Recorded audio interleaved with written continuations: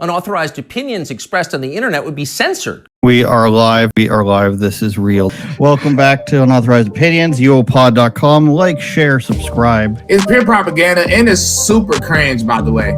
I literally went to the polls with nothing in mind. I saw a can of orange soda in the parking lot. And I was like, yeah, there we go. An unopened can of orange soda just chilling in the parking lot. I was like, yeah, I got to vote for Trump, dude. Your podcast sucks. It's mental, mate. It's absolutely mental. I'll be honest, I thought it was kind of offensive when you talk so much about the Loch Ness Monster. Political climate. And Andrew, treat yourself, okay? Especially if you start, I don't know, getting in good with homeless people. Unauthorized Opinions, streaming everywhere at uopod.com. Cock-a-doodly-doodly-doo, man. We are passing the Rubicon. Nobody can stop us now. Nobody can stop the direction of, I don't know, the energies. You know when Kanye West talks and he does the whole, what's it called? Stream of consciousness. That's where we are in the world right now, the stream of consciousness. And people like Elon Musk are taking us there. The Trumpian movement, whatever you want to call it, with or without Trump, everybody's moving in a certain direction. You can feel it. And as soon as the election happened, there started to be collapses, both internal and external, right, on these different news stations. CNN has sort of gone to more of a panel discussion type thing where they just have liberals and conservatives argue for your entertainment. And, you know, it's still very slanted to the left, but they're trying their best to say, hey, let's dial down the crazy, because they've seen that will not work. Over on Bill Maher, he's saying, hey, you guys need to dial down the crazy. Maybe we'll get to some of him in a bit with Neil deGrasse Tyson. Was one of the people where he criticized for being, you know, too woke on the gender stuff. So we're seeing some dialing back. But where you will not see dialing back is MSNBC types, and they have gone full insanity. And when Mika Brzezinski, you know, Morning Joe Scarborough and Mika Brzezinski, the married couple, he's Republican, she's Democrat. Total lie, obviously. But their show, they went and met with Trump, and now their audience hates them. You cannot speak to the president, or else we will hate you. That's where it is over at MSNBC. That's where it always will be at MSNBC. And the problem with that is that it only has so long of a lifespan. So we can see here, Comcast is putting up MSNBC for sale. CNN just announced massive layoffs. Maybe they'll figure that out. But somebody said, hey, Elon Musk, I have a great... Donald Trump Jr., not just somebody, says, hey, Elon Musk, I have the funniest idea ever. Elon Musk replies with, how much does it cost? And that is buying MSNBC. And we got all the names commenting here. Michael Knowles, now friend of the show. If you guys need a replacement for Rachel Maddow, I know a guy because he looks like her or she looks like him. Tim Poole says Alex Jones hosting would be the most entertaining outcome. And people then pointed out the last time Elon Musk asked how much a platform cost, it was Twitter. He said, I love Twitter. Ginger guy said you should buy it then. Sorry, Dave Smith, I'm not sure who you are. And then Elon Musk said, how much is it? And then he bought Twitter. Now X. Will he buy MSXBC? Will that be it? And then Alex Jones floated the idea. He said, Elon is openly entertaining this idea. What do you think? Musk hints at buying both InfoWars and MSNBC in a viral post. Elon Musk said the collapse of the network may result in him buying both. Putting Alex Jones on a show on a network that they are literally going to call MSNBC would be the final, you know, nail in the coffin for legacy media. If I don't know what channel MSNBC is in your jurisdiction, I think it's 17 here. I haven't had regular cable in millennia, but if you flick on channel 17, basic cable or whatever the first thing over, like, you know, you get the bunny rabbits, you get 6 channels or whatever, how many it is, and then the very basic cable, you flick that on and Alex Jones is talking to you. That's just something that no one could have ever seen coming 6 or 7 years ago when they were deplatforming him everywhere. So that was, you know, this is what we're dealing with now. And so when we are still in this phase where somebody, you know, we're coming out of it, but we're still in this phase where somebody does a meme of Rachel Maddow here, and we still get people saying this has been digitally altered. While some people might know this, many people in the comments don't. This is from 2018. So this is a clip of Rachel Maddow crying, I think possibly, you know, Trump related, but I don't know.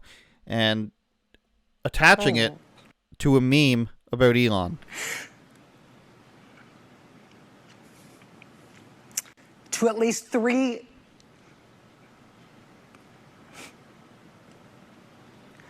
Can we put up the graphic of this?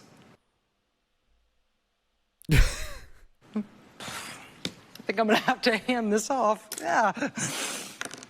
Sorry. That does it for us tonight. We'll see you again tomorrow. No. Oh. I don't know what that was for, but basically she shows a meme. There's a chyron at the bottom that says Elon Musk posts dangerous meme, and that's what's making her cry. People can't decipher this for some reason on their own. But this is where we are. We are moving past the fake news era, and it's sort of like the memes have won. And the memes always win, and it's important to go back and look at and think about how the memes have won, because all they ever had, and by they I mean the news networks and the powers that be, all they ever had was lying and hoping you don't look into it. If you go back to all the way to 2016 with the OK sign and Pepe the Frog, these were all random things that people put on 4chan or 8chan or something and said, wouldn't it be funny if we got them to freak out about this? They did. Said those are white supremacist things. Being white is okay. Is that what the sign said? It's okay to be white. That became a white supremacist thing. So anything that people threw out and said, hey, wouldn't it be funny if the mainstream media falls for it every time because it's too easy for them. They don't have a sense of humor.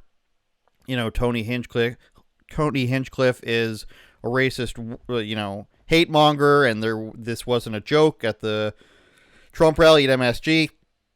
They don't have any sense of humor. They don't understand why people can joke around about their serious topics. And, you know, some people who are career grifters, like the people at Morning Joe, they say, hey, our time is quickly coming to an end here.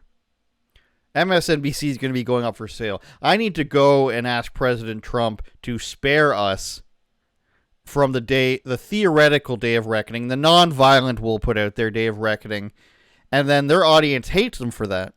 And you see all these other guys. I think Kyle Kulinski, who is, you know, a rat-like individual. The other guys, I'm forgetting their names. Kyle Kulinski, I think, is the one who dyed his hair blonde.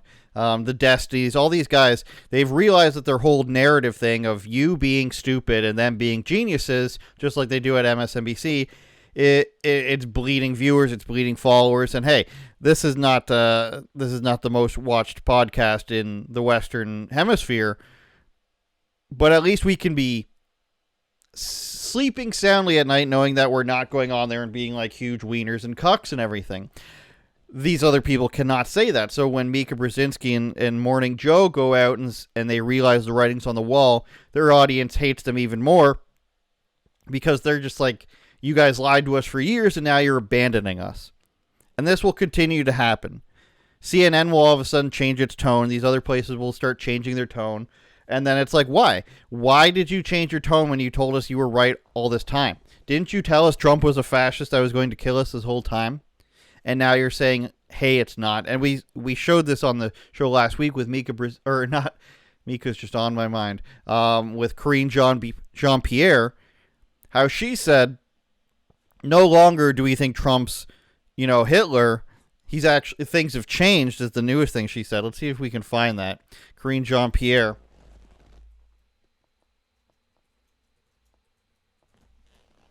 Saying things have changed now that,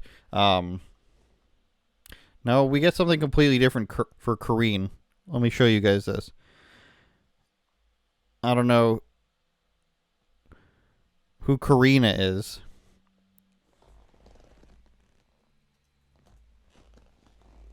Let's go with White House. Things have changed. No, a lot of K-pop is what comes up here.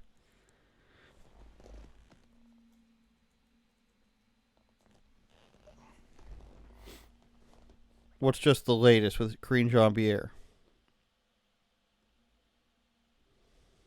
The Vice President has taken time off to go spend time with her family. I don't think there's anything wrong with that.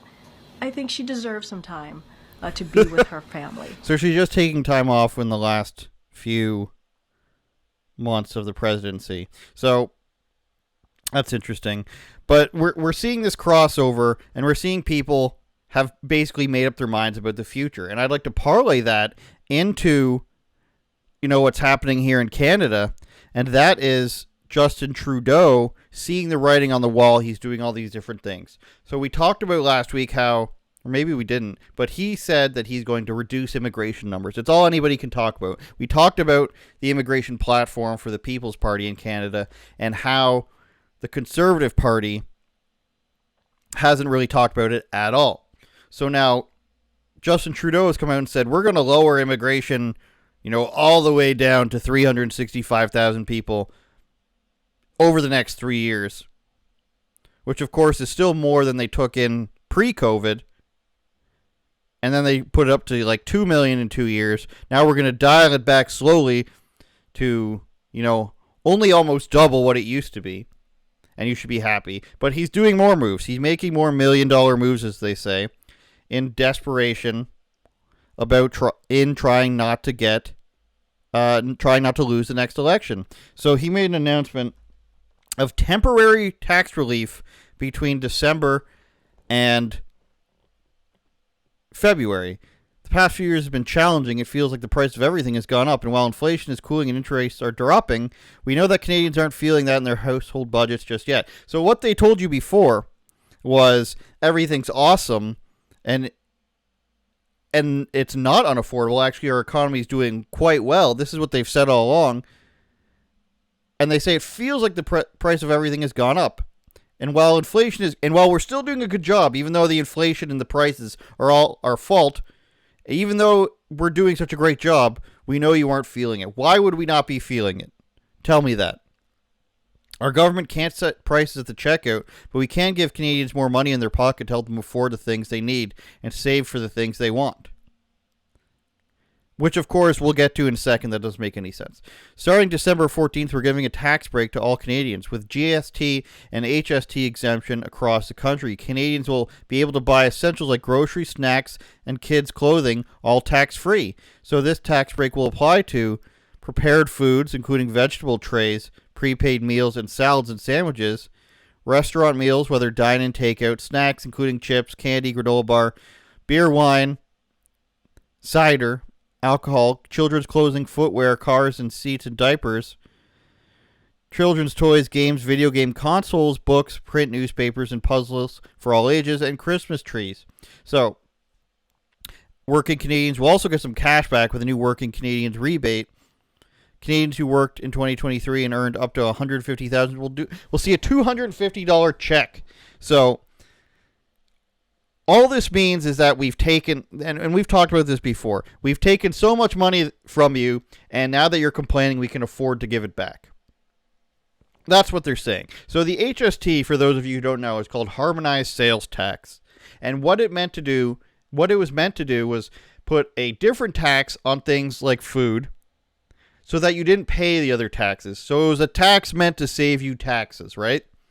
And now they're saying, actually, our tax isn't saving you money, so we're going to take it away, but only for a little bit. We're going to take away taxes for 2 months and give you $250. And what is it they said here? Our government can't set prices at the checkout, but we can give Canadians more money in their pockets. And why this is insane is because they could just not take the money from your pockets in the first place. If the HST isn't required, take it away completely. If the GST isn't required on these things and you think it'll save money, just take it away completely. Why do we need to have this tax at all if you admit that not having this tax will save us money.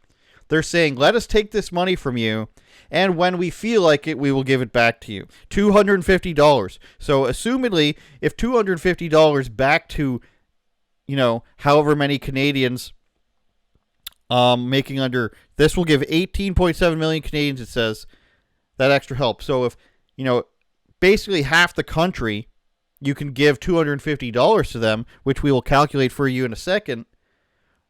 That means you can afford to not take it in the first place. Or, and this isn't better, if you can't afford to give away $250 to 18 million people, then they're just putting us in further debt to make it worse along the line. Either you can afford to give it back to us, and so don't take it from us in the first place, or you can't afford to give it back to us, and you're giving it to us and putting us further in debt, which will screw us over in the long run. Either way, it's insanity at work. Either way, it shows incompetence. Try not taking my money, Justin Trudeau. Try not taking my money in the first place, and then telling me that I should be so grateful when you give a little bit of it back to me. We're going to take, how much is 18.7 million times 250? Let's find out together. 18,700,000 times 250. That is $4.675 billion. So they can afford to give back $4.6 billion to the taxpayer, which means either they shouldn't have taken that $4.5 billion from us in the first place, or they are, bleeding us another $4.6 billion in the hole, and it's going to screw us in the long run and cause more inflation. Which is it, Justin Trudeau? Can you afford not to take our money? Or are you screwing us over again by printing money? They already say that the top inflation is bad, pretending as if they haven't been in power for 9 years. And then they say you're not actually feeling that it's going down. They cause the inflation. They're saying they're the ones causing it going down, even though it's cumulative, right? If you raise inflation by 5%, though, those prices are still going to be there. And if inflation goes down to 1%, the prices don't just go back down. It accumulates, right? So they can say that all they want, unless they have some sort of negative inflation. It's all their fault. All the price increases are their fault. And they're saying, hey, we hear your complaints. We're going to, cut immigration a little bit, but not to the lengths that we should, or to the lengths that it used to be. And hey, we're going to give a little bit of money back, which we could have just not taken from you in the first place. We're going to cut taxes a bit, for 2 months. We're going to let you live without us stealing your money for 2 months. And then, after you've gone into debt on your credit card because you're saying, hey, I'm saving 8%, then the tax will come back. So go and, spend a lot of money on prepared foods, please, because we all know those are cheap, right? When you get the prepared salads that are $8.99, we all know those are cheap. But you'll save a little tax on that. Go buy some beer.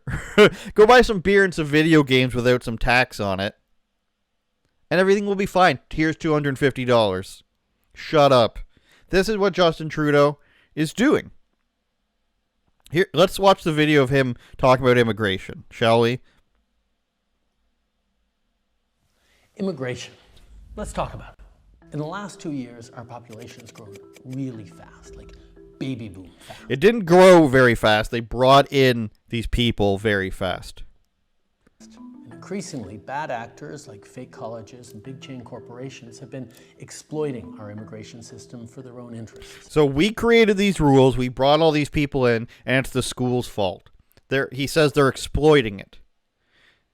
We created these rules. These schools followed our rules that were shit and we put in place, and it's their fault. He throws everyone under the bus for following his own rules. Everybody's wrong but him. So we're doing something major. We're reducing the numbers of immigrants that will come to Canada for the next 3 years. Today, I'm going to let you in on what happened, where we made some mistakes, and why we're taking this big turn. So if you watch the full video, which you cannot without vomiting, he says they didn't factor in the temporary work visas and the student visas into their immigration plan, which of course means either you're a moron or you're insane.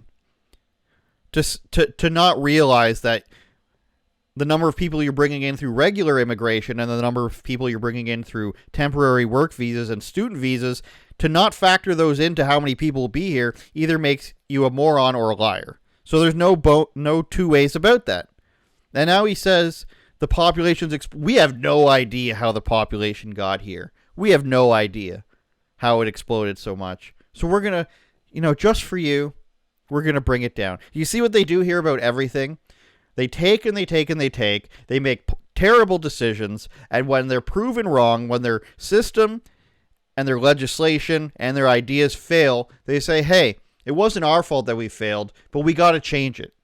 They admit no fault, but also at the same time say it needs to change somehow. Here's a little bit of money. Here's a little bit of what you actually want, but we're not going to do that, but vote for us. And, I'm a huge critic of Pierre Poilievre, but here he is on CP24, and you can see that it's starting to creep in. I mentioned last week that with the People's Party immigration platform, it's going to start seeping into the vernacular of the conservatives because they'll see this is what people actually want. So, when Trudeau announced he was reducing the immigration, Pierre sort of said, finally, Trudeau's doing something about it. So he let him say it first, which is smart but dishonest. He said, finally, Trudeau's saying something. And now we see with this appearance on CP24, it's very calculated, it's very robotic. He is now starting to mention immigration a bit more, and this encompasses why I don't really trust the party, because they're so calculated in what they will talk about. They're not willing to give their own real opinions ever. It has to be based on polling and sentiments and in-depth research, so they're always like 6 months behind, probably even longer than that. But here he is actually mentioning it, albeit very slightly, on a channel called CP24. I wonder what message you're sending to Canadians, Mr. Poilievre, when you say you're all about axing the tax, you're all about bringing taxes down, making life more affordable, and in the same breath you say you're not sure you're going to support a tax break for Canadians at a time when they're struggling so badly. Why are they struggling so badly? It's been 9 years that Trudeau's promised to make them better off. And here we are. You're right. They are struggling so badly. And I think... May I point out that he sounds like Jordan Peterson a bit here? Looks like him a bit. Your own words are a condemnation of his track record, with food prices rising 37% faster in Canada than they have in the United States, just as the carbon tax came in. Housing costs doubled. Here we are in Toronto, where you have to earn well over $200,000 to afford a home. That was never the case before Justin Trudeau ran money printing and immigration out of control, before he built up all these bureaucracies that block home building. Clearly, Canadians are struggling. Justin Trudeau is the problem. He's not the solution. What we need is a common sense plan for permanent tax cut. So he's very, very right there. And if you think about that question from what I can only assume is a liberal operative at this network, she says, why would you be against his tax cut? It cuts HST for 2 months.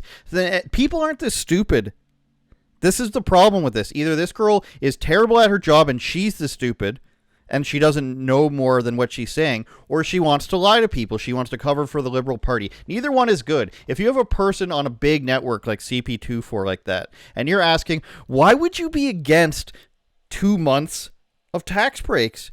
Isn't that amazing? Forget about the rest of the stuff that he's done in the last 9 years. How could you be against him temporarily lowering taxes to make himself look good? How could you be against this? How could you be against Justin Trudeau being like, all right, I know the last 9 years have sucked, but we're going to give you a little break. Here's a tax break and $250. How can you be against that? You say you're for tax breaks.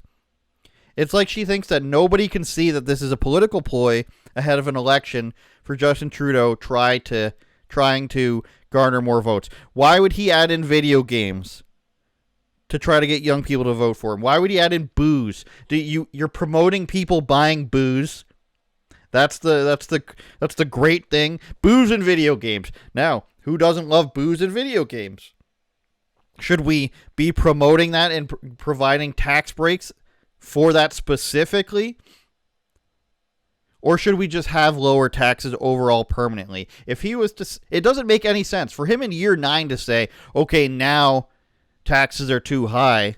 Now immigration is too high. Now that I'm tanking in the polls and an election is coming up, you would have to assume that people are too stupid to understand what's going on. So is the host on this program just bad at her job, or does she assume that her viewers are too stupid? You tell me. I don't know this woman, but you get one clip of her, and that just, first impressions are everything. And my first impression there is, you must think your viewers are stupid, or you are bad at your job. Why would you be against the country patronizingly giving you $250 and say, good job, everybody, $6 billion, we can just get rid of that at any point? God help us, you might say. Now, I want to move on over to the House Oversight Committee video. And there's a lot to discuss here because, you're going to want to say bald women, but we've looked this up. We've seen that this woman named Ayanna Pressley has, I believe it's alopecia that makes her lose hair, so we're not going to make fun of her for that. But what we are going to make fun of her for is her rhetoric. We're going to make fun of her for inciting Martin Luther King as somebody that white people are not allowed to reference. So here we go. This is, an oversight committee. We're going to see Democrat Ayanna Pressley here go on a rant about how somebody else dares to cite Martin Luther King Jr. And I'd also just like to take a personal note of privilege to say, please keep Dr. Martin Luther King Jr.'s name out of your mouths. Yes. Your perversion of... Yes, please, sister. Tell that white man he can't cite a black man. His words and his mission when his children have asked you to stop invoking his name and perverting his work when he was a proud and unapologetic black man fighting for equality for black Americans and all marginalized people. So you all are entitled to your opinions, but not a denial of the facts. But I'm not surprised that you would deny American history. Don't you love how it's like, this is my impassioned rant. This is my amazing, Martin Luther King inspired, fighting against oppression rant. And then she immediately has to go down to her notes. Let me turn that page. I believe that you are doing wrong against our people, fellow congressmen. Let me lick my thumb to turn to the next page. I feel so sincerely, this is something that's not meant to be seen. This is meant to have it written about in news articles. It's actually insane. I'm so impassioned that I have to read a script. A colleague across the aisle invoked the phrase of, we must do everything to stop government-sponsored oppression. Well, I've just enumerated numerous examples. Which is exactly why we have legislation and an executive order to reverse this harm. She's talking about DEI, by the way. She's talking about reversing DEI programs, which are inherently racist, but she can't say what it is. If she says what it is, and this is what always happens, if a progressive says what they're doing, then you will see that it's stupid. If you point out what they're doing, they say that you're being hateful and, putting their lives in danger. She's talking about DEI programs which prefer people by race and hire and reward people based on their skin color or their sexuality. And she says stopping that is what is actually hateful. And that is why I'm committed to opposing this bill and urge my colleagues to do the same. I thank my colleague, and I appreciate my Democrat colleague for exemplifying exactly the kind of oppression of freedoms that we're referencing. How about we'll quote whoever we want to quote? How about that's my First Amendment right? That's exactly the kind of baked-in oppression. Like, how dare a white Republican quote Martin Luther King? We actually had a congressman say that just now in this committee. Well, thank you, good lady, for once again exemplifying the type of oppression that we stand against. You know I'm right. You know I'm right. Order. Mr. Higgins has the floor. This is a Louisiana guy, though, Higgins, by the way. If you're wondering about his accent and why he sounds like he's going to take you on a fan boat, it's because he's from Louisiana. And we will quote who we please to quote. A disgrace. And we will continue to speak freely because I'm a veteran. That's the country that I serve. That's the Constitution I swore an allegiance to. And that oath has no expiration date. I will fight for it with my last life's blood. For my right to speak freely and yours, good lady. You will never hear me saying, how dare you quote anybody you please to quote. And that exemplifies, America, precisely the type of institutional oppression that my colleague, Mr. Cloud's bill, for which I'm an original co-sponsor, hopes to push back against.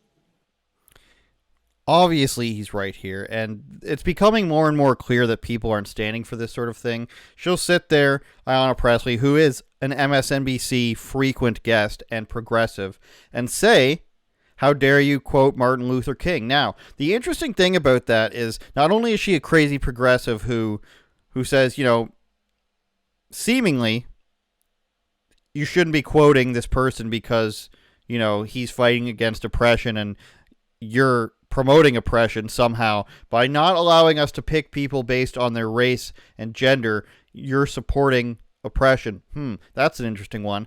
But another interesting point is that progressives don't like Martin Luther King. The further edges, don't really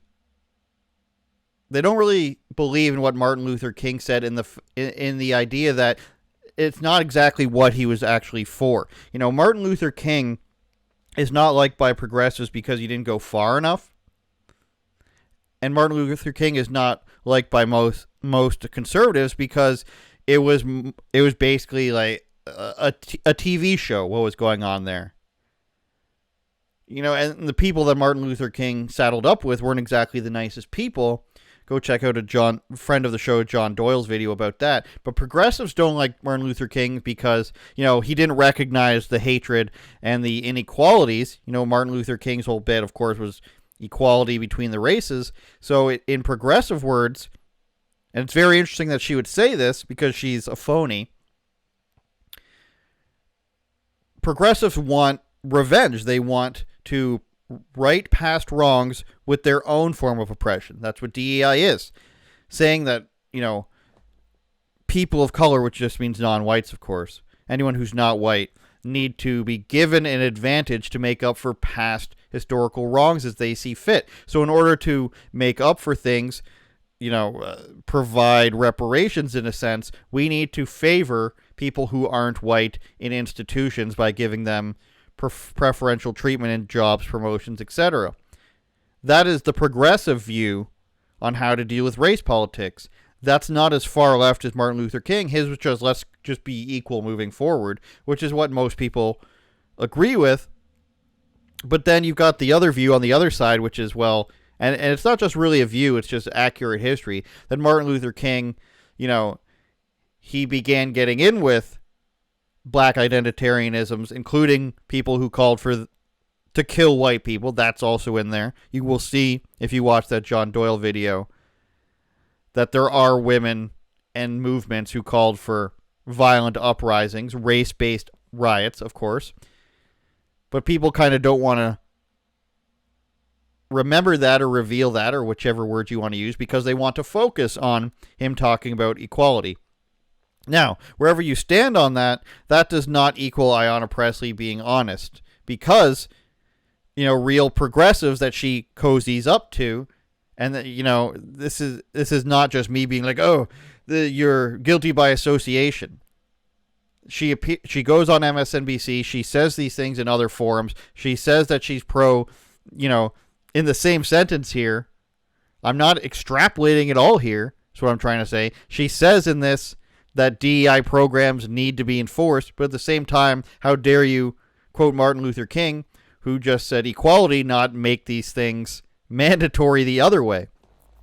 So that's the things that people have been fighting against for the last few years, and nobody's really buying it anymore. So people who may have been afraid, especially up here in Canada with conservatives, still afraid to fight back on this stuff. Now people are starting to say, I'm going to say whatever I want because we are actually winning and your ideas are losing. And when these progressives like Justin Trudeau, like MSNBC, like Ayanna Pressley, when they're losing, they can't say, you know what, our ideas didn't go over well.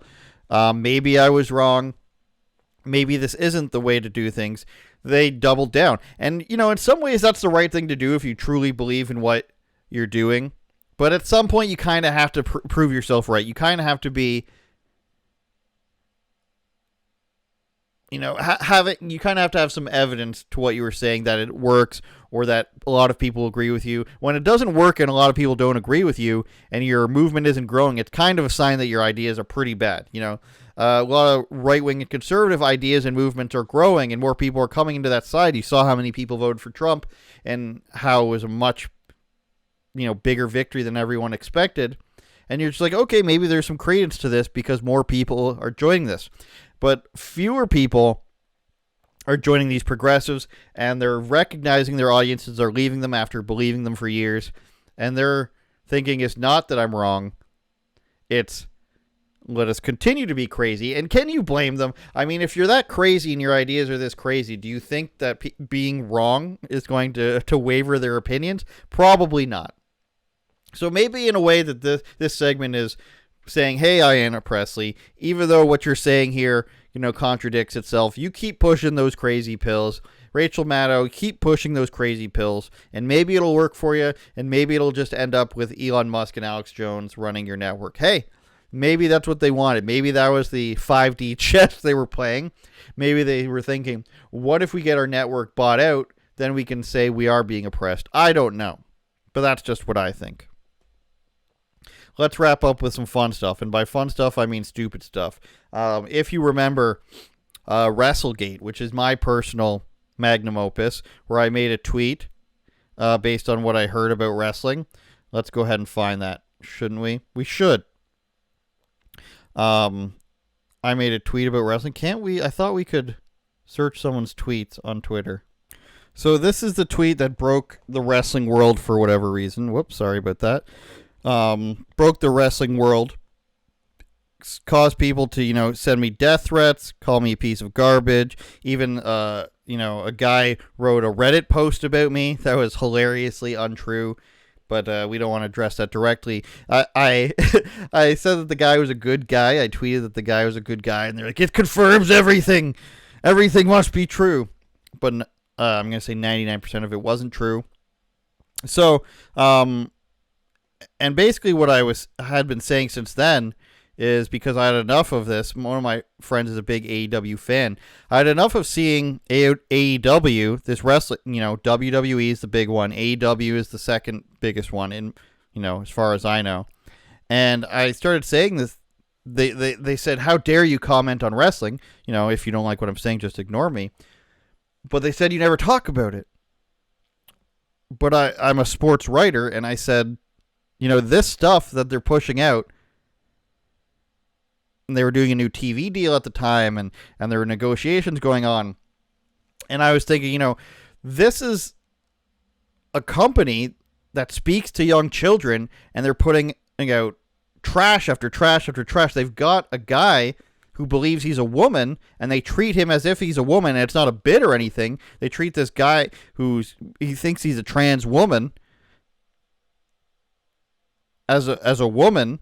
It's not a bit. They just act like, yes, he's a woman. We accept that. No mention of it required. You have one of their biggest wrestlers, Cody Rhodes, taking pictures with trans flags, and I'm just like, this isn't right. This is insane.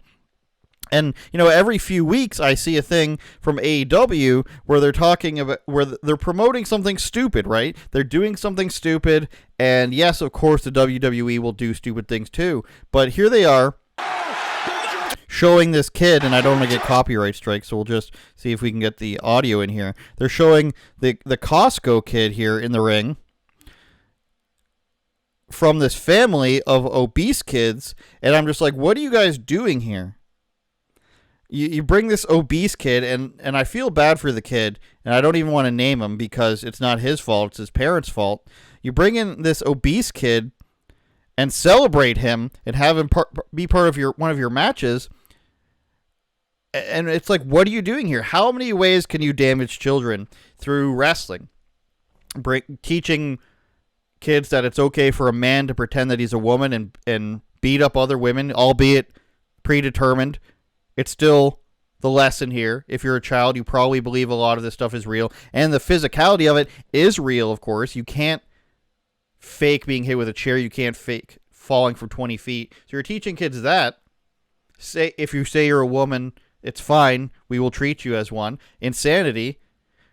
And now you're saying if you get popular from TikTok being a fatty, being obese, that's also awesome. We will reward you with coming on your favorite wrestling show. He's not a kid that, is promoting history or learning math, and it just so happens he's overweight. It's a family who promotes their children eating things, and they are obese, and let's reward that. So this is the problem that I have with this company, and that these people that criticize me for this can't seem to understand, is that there can be things that you can stand up against. And I know that a lot of these wrestling fans, they love, there's a huge crossover there with being attracted to men who dress like women. If that's your thing, I don't care. Go do that on your own time. But when you start pushing it on kids, you're saying this is awesome, let's promote that. I start to have a problem with that. If you have a storyline, that's a different story. They've done this in the WWE where they have the illegitimate son and everything, and racism and all these different things. But when you're celebrating a kid who's famous for being fat, essentially, that's why people celebrate this kid, because he's fat and he's funny. When you reward children for that, I'm going to think it's stupid. And this is what I consistently see when I see things from AEW. I see their owner going out, I don't know if Cody Rhodes is an owner anymore, going out, taking pictures with transgender people, transgender flags with children. I see CM Punk, who's been involved, being like, oh, abortion rights and transgenderism, it's awesome. He's saying that's awesome, and his wife's saying that all this stuff is awesome. Everything that makes my feed from AEW is something that's weird and gross. Now, if everything that made my feed from WWE was, transgender this, obese kid that, or abortion this, Democrats rights, and if everything I saw from their fan base was, how dare you, you're a piece of shit, you should die, which is what they said to me, I would say, yeah, I hate that too, and you guys have a weird problem. But what I see from AEW fans and the products that they put out is that they're a bunch of weirdos who think that wrestling is the most important thing in politics, in culture, and then when somebody criticizes it, they say that they should die. That's what makes you weird. So there's this weird crossover with the fans of this particular organization, where they're really into guys that believe they're women. They're really into weird gimmicky things that are unhealthy for people. They're really into sticking to their own team and propping each other up, even though they act disgusting in a way where they would never approve that. If somebody went and sent death threats to a transgender person, they would say that person's a piece of shit, you're harming. And that's what they said to me. They said, you're harming transgender people.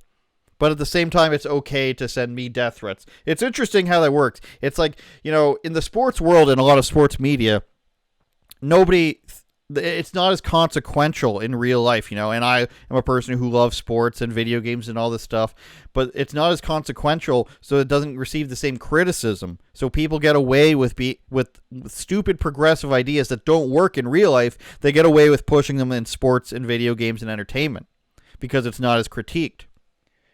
So that's what happens here, is that they get hardcore progressives. However you want to say that they got to this point where they're supporting transgenderism in their own company and, childhood obesity, these ideas aren't actually good, but they stick together in this weird hive mind and say that they're good. And if this happens in other sports, it would be like, you've got the UFC, you've got ONE FC, Bellator. It'd be like if ONE FC had a guy beating up a girl and was promoting transgenderism and being like, hey, let's support these weird things, these weird ideas. I would criticize that too. It just so happens that a lot of this comes from the same fan base of one organization, and they can't handle when people point it out, and they don't understand that their ideas are defeated elsewhere. So when they come up, they come and say to a person like me, hey, you're garbage, how come you don't support? It doesn't matter. It doesn't mean anything to me. You guys are stuck like 10 years ago. Look at your product, just like the Democrats are having to do now, the leftists are having to do now. Look at your product, look at your idea, and see why people think it's weird. And when they criticize it, don't just be like, it must be because you're a piece of shit. That's what it comes to. But hey, maybe we are. Maybe we're the podcast of the POS podcast. Clip that if you want. Maybe this is what's the great podcast with the comedians? Are You Garbage? Maybe that's the truth. But keep trying your ideas. Keep bringing the obese kid out. Keep celebrating the transgenderism. See if it works. I have a feeling that it's not working. A lot of people have that feeling that's not working. Write another Reddit post about me. It's okay. I forgive you. Jesus loves you. Donald Trump loves you. And I rest my case. UnauthorizedOpinions.com. UOPod.com. Patreon.com/UOPod. We just released some of the recent Patreon videos after a few months. Interview with some hockey players on the Andrew Says YouTube channel. Remember, I wouldn't lie to you except for maybe this once. Go watch some Boy Meets World for Thanksgiving. It'll make you happy. Turn it up, Jordan.